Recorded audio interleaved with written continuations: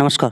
20 जुलाई 2020 हो चुकी है और 20 जुलाई 2020 के जितने भी इम्पोर्टेंट करंट अफेयर्स के प्रश्न बनते हैं, सारे प्रश्नों की हम विस्तारपूर्वक इस वीडियो में चर्चा करेंगे। साथ ही साथ मैं प्रत्येक ऑप्शन के बारे में आपसे बात करूंगा। इससे आपके 40 से अधिक करंट अफेयर्स के क्वेश्चन क्लियर हो जाएंगे और ये वीडियो आपके लिए काफ़ी इंपॉर्टेंट होती है, इसलिए वीडियो को लास्ट तक पूरे ध्यान से देखिएगा। वीडियो का पीडीएफ डाउनलोड करने के लिए आप हमारे टेलीग्राम ग्रुप से जुड़ जाइए, जिसका लिंक मैंने आपको डिस्क्रिप्शन में दिया हुआ है।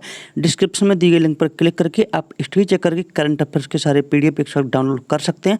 उसके अलावा टेलीग्राम ग्रुप पे आपको आज की top 20 handwritten current affairs की पीडीएफ के साथ साथ एग्जाम से रिलेटेड अन्य महत्वपूर्ण पीडीएफ भी मिल जाएंगी, इसलिए हमारे टेलीग्राम ग्रुप से जरूर जुड़ जाइए। चलिए शुरुआत करते हैं दिन के पहले प्रश्न के साथ। हल्दी अनुसंधान स्थापित कहाँ होगा? तो इसका सही आंसर है तमिलनाडु। तमिलनाडु में हल्दी अनुसंधान स्थापित करने की घोषणा की गई है, जो कि लगभग 30 करोड़ रुपए की लागत से तमिलनाडु में हल्दी अनुसंधान केंद्र को स्थापित किया जाएगा। तमिलनाडु राज्य में देखिए, तमिलनाडु में लगभग 13,995 एकड़ खेती होती है हल्दी की, इसीलिए वहाँ हल्दी अनुसंधान स्थापित किया जा रहा है, जिसकी लागत लगभग 30 करोड़ रुपए है। अब इसको स्थापित कहाँ किया जाएगा? तो इसको तमिलनाडु के मोदकुर्ची में स्थापित किया जाएगा। तो हल्दी अनुसंधान केंद्र कहाँ स्थापित होगा? तमिलनाडु के मोदकुर्ची में। कितनी लागत लगेगी इसमें? लगभग 30 करोड़ रुपए। वहीं अगर मैं अगले ऑप्शंस की बात करूं तो मध्य प्रदेश ने हाल ही में एक टूरिज्म अभियान चलाया था, जिसका नाम था इंतजार आपका, जो कि मध्य प्रदेश में जो घूमने लायक स्थान है उनकी तरफ पर्यटकों को आकर्षित करने के लिए मध्य प्रदेश द्वारा यह अभियान चलाया गया था। और इस अभियान का प्रमुख फोकस सोशल मीडिया पर था। सोशल मीडिया के जरिए इंतजार आपका स्लोगन लिखकर प्रचार किया जा रहा है। मध्य प्रदेश में जितनी भी घूमने लायक जगह हैं उन सभी पर्यटक स्थलों का मध्य प्रदेश सरकार इंतजार आपका टूरिज्म अभियान के जरिए प्रचार प्रसार कर रही है। तो वहीं अभी हाल ही में 15 जुलाई को एक अभियान खत्म हुआ है मध्य प्रदेश में, जिसका नाम था किल कोरोना। किल कोरोना के तहत लगभग 2.5 लाख कोविड-19 टेस्ट करने की योजना मध्य प्रदेश सरकार ने बनाई थी, जो कि 1 जुलाई से 15 जुलाई तक ये अभियान चला था। ये हाल ही में समाप्त हुआ है। तो वहीं नौकरी के लिए मध्य प्रदेश सरकार ने रोजगार सेतु ऐप लॉन्च किया था, जिसके तहत मध्य प्रदेश में लोग नौकरी सर्च कर सकते थे। वहीं एक और अभियान चलाया गया था मध्य प्रदेश सरकार द्वारा, जो था रोको टोको अभियान। क्या था? रोको टोको अभियान। रोको टोको अभियान उन लोगों के लिए था जो मास्क नहीं पहनते हैं। मास्क के बारे में जागरूक करने के लिए मध्य प्रदेश सरकार द्वारा रोको टोको अभियान चलाया गया था। वहीं मैं राजस्थान की बात करूं तो राजस्थान में इंदिरा रसोई खोली गई थी, जो कि तमिलनाडु की अम्मा रसोई की तर्ज पर थी। इंदिरा रसोई में गरीब व्यक्तियों को बहुत कम पैसों में भोजन उपलब्ध कराया जाएगा। साथ ही साथ इंदिरा रसोई में बैठकर खाने की सुविधा भी उपलब्ध कराई जाएगी। वहीं अगर उत्तर प्रदेश की बात की जाए तो उत्तर प्रदेश राज्य मनरेगा रोजगार देने में सबसे आगे रहा है। अच्छा, उत्तर प्रदेश के अलावा एक और राज्य सबसे आगे रहा है, वो है मध्य प्रदेश। तो मध्य प्रदेश किस में आगे रहा है? मध्य प्रदेश रहा है प्रधानमंत्री स्वनिधि योजना को सबसे आगे लागू करने में, जो कि रेहड़ी पटरी वालों के लिए थी। रेहड़ी पटरी जो कि मार्च से पहले रेहड़ी पटरी पर रहते हैं, उनको 10,000 रुपये की आसान किस्त पर लोन देने की योजना थी प्रधानमंत्री स्वनिधि योजना, जिसे लागू करने में मध्य प्रदेश सबसे आगे रहा है। तो वही मनरेगा में रोजगार देने में उत्तर प्रदेश सबसे आगे रहा है। बात करते हैं अगले प्रश्न की। ई होम लोन किसने लॉन्च किया है? तो इसका सही आंसर होगा BHFL। BHFL ने ई होम लोन लॉन्च किया है। BHFL क्या है? BHFL है बजाज हाउसिंग फाइनेंस लिमिटेड, यानी कि बजाज की एक कंपनी है BHFL। BHFL Bajaj housing finance limited इसका पूरा नाम है। और BHFL ने अभी ई होम लोन लॉन्च किया है, जिसके जरिए ऑनलाइन फॉर्म भर के आप होम लोन ले सकते हैं। चलिए, तो BHFL का पूरा नाम बजाज हाउसिंग फाइनेंस लिमिटेड है और इसके अध्यक्ष कौन है इस समय? राहुल बजाज।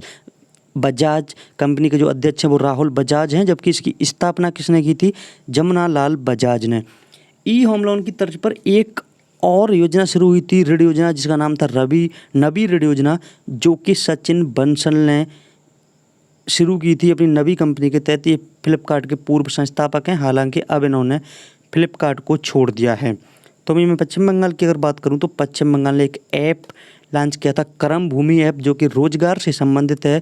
पश्चिम बंगाल में जो पश्चिम बंगाल के निवासी हैं कोरोना महामारी के बीच पश्चिम बंगाल में लौटे थे, उनके लिए पश्चिम बंगाल ने कर्मभूमि नाम का एक ऐप लॉन्च किया था, जिसमें लोग नौकरी तलाश कर सकते हैं, नौकरी के लिए आवेदन कर सकते हैं। वहीं डॉक्यूमेंट से संबंधित एक और ऐप लॉन्च हुआ था, जो कि पश्चिम बंगाल ने ही लॉन्च किया था। उसका क्या नाम था? उसका नाम था self scan app. Self scan app के जरिए डॉक्यूमेंट्स को स्कैन के साथ साथ एडिट भी किया जा सकता है। वहीं यूनिसेफ की बात करूं, यूनिसेफ एक वैश्विक संस्था है जिसने सॉफ इंडिया के साथ साझेदारी की है, और इस साझेदारी की गई है युवा लोगों को रोजगार देने के लिए, जिसके तहत लगभग 10 लाख युवाओं तक रोजगार देने का लक्ष्य रखा है यूनिसेफ ने। यूनिसेफ के बारे में अभी आपको बताऊंगा। तो यूनिसेफ ने साफ इंडिया के साथ साझेदारी की थी युवा लोगों को रोजगार देने के लिए। वहीं यूनिसेफ ने एक और अभियान चलाया था फिक्की के साथ। उस अभियान का क्या नाम था? री इमेजिन। क्या नाम था? री इमेजिन फिक्की के साथ यूनिसेफ ने चलाया था, जिसका प्रमुख उद्देश्य बच्चों की मदद करना था। फिक्की का पूरा नाम क्या है? तो फिक्की का पूरा नाम है federation of Indian chambers of commerce and industries. अब बात करते हैं यूनिसेफ। तो यूनिसेफ क्या है? दरअसल यूनिसेफ एक वैश्विक संस्था है जिसका पूरा नाम है यूनाइटेड नेशंस चिल्ड्रंस फंड, यानी कि ये बच्चों की एक संस्था है जो कि पूरे विश्व के बच्चों के लिए कार्य करती है। बच्चों के कुपोषण, शिक्षा आदि पर ये ध्यान देती है, और इसका पूरा नाम है यूनाइटेड नेशंस चिल्ड्रंस फंड, जिसकी स्थापना की गई थी 11 दिसंबर 1946 में संयुक्त राष्ट्र के द्वारा। वहीं फ्लिपकार्ट की बात करूं तो फ्लिपकार्ट ने भी अभी एक कर्नाटक सरकार से समझौता किया था, जिसके तहत कला, शिल्प और हथकरघा क्षेत्र में व्यापार को बढ़ावा देगा फ्लिपकार्ट। और फ्लिपकार्ट के इस समय जो CEO हैं वो कौन है? कल्याण कृष्णमूर्ति। कौन है? कल्याण कृष्णमूर्ति। जबकि मुख्य परिचालन अधिकारी फ्लिपकार्ट के श्रीराम वेंकट रमन हैं, और इसका जो मुख्यालय है फ्लिपकार्ट का वो है बेंगलोर, जो कि कर्नाटक राज्य का हिस्सा है। अगले प्रश्न की बात करते हैं। नाबार्ड ने किस राज्य के लिए 795 करोड़ रुपए मंजूर किए हैं? तो इसका सही आंसर होगा पश्चिम बंगाल। पश्चिम बंगाल के लिए नाबार्ड ने 795 करोड़ रुपए मंजूर किए हैं। क्यों किए हैं? क्योंकि अभी पश्चिम बंगाल में एक तूफान आया था जिसका नाम था अम्फान। तो उस अम्फान तूफान से पश्चिम बंगाल में जो भी नुकसान हुआ है उसकी क्षतिपूर्ति के लिए नाबार्ड ने 795 करोड़ रुपए पश्चिम बंगाल सरकार के लिए मंजूर किए हैं। अब नाबार्ड क्या है? नाबार्ड एक बैंक है जिसका पूरा नाम है national bank for agriculture and rural development. ये एक ऐसी बैंक है जो कि तूफान या दैवीय आपदा जैसे बाढ़, भूकंप आदि से हुए क्षतिपूर्ति के लिए ऋण उपलब्ध कराती है, और इसी के तहत पश्चिम बंगाल सरकार को इसने 795 करोड़ रुपए का ऋण उपलब्ध कराया है। हालांकि पश्चिम बंगाल की तरफ से 1028 करोड़ रुपए की मांग की गई थी, लेकिन 795 करोड़ रुपए नाबार्ड बैंक द्वारा उपलब्ध कराए गए हैं। अब नाबार्ड की स्थापना कब हुई थी? तो नाबार्ड की स्थापना हुई थी 22 जुलाई 1982 को, जो कि दैवीय आपदाओं पर ऋण उपलब्ध कराती है। और 1981 में एक समिति बनाई गई थी, शिवरामन समिति, जिसकी सिफारिश के आधार पर नाबार्ड की स्थापना 22 जुलाई 1982 को की गई थी। और नाबार्ड का जो मुख्यालय है वो मुंबई में है, और इस समय इसके चेयरमैन गोविंद राजूलू हैं। बात करते हैं अगले प्रश्न की। ट्रिब्यूट एक्टर पुरस्कार किसे मिलेगा? तो इसका सही आंसर होगा कैट विंसलेट। कैट विंसलेट को TIFF में 15 सितंबर 2020 को ये पुरस्कार दिया जाएगा। TIFF यानी कि टोरंट इंटरनेशनल फिल्म फेस्टिवल कि 15 सितंबर 2020 को कैट विंसलेट को ट्रिब्यूट एक्टर का पुरस्कार दिया जाएगा।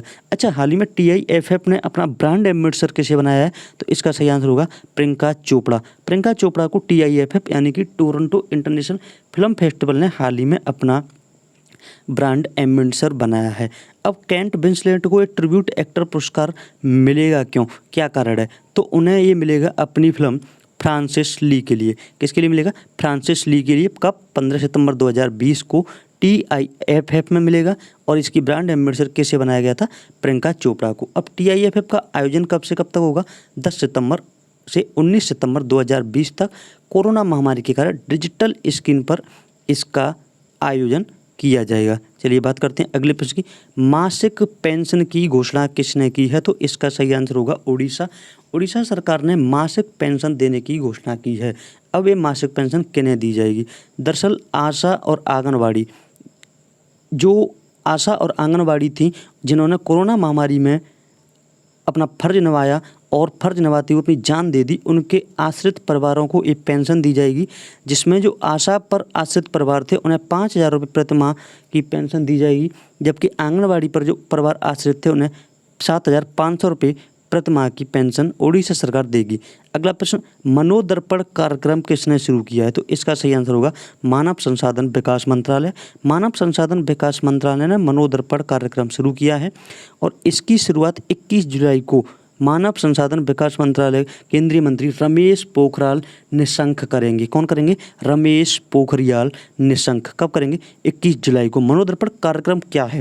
दरअसल कोरोना महामारी के कारण सारे स्कूल कॉलेज बंद हैं। इससे स्टूडेंट्स के अंदर किसी प्रकार की गलत फीलिंग्स ना आए, वो प्रेशर में ना आए, टेंशन में ना हो, डिप्रेशन में ना जाए, इसके लिए मनोदर्पण कार्यक्रम शुरू किया गया, जिसके तहत स्टूडेंट्स को उनके डिप्रेशन से उबारा जाएगा और उन्हें तरह तरह के कार्यक्रमों में भाग लेने के लिए प्रेरित भी किया जाएगा और सारे ऐसे प्रोग्राम दिए जाएंगे, सारे ऐसे एम्स दिए जाएंगे स्टूडेंट्स को ताकि वो डिप्रेशन में ना आए। तो इसका नाम दिया गया है मनोदर्पण कार्यक्रम, जिसकी शुरुआत कब होगी? 21 जुलाई को। कौन करेंगे?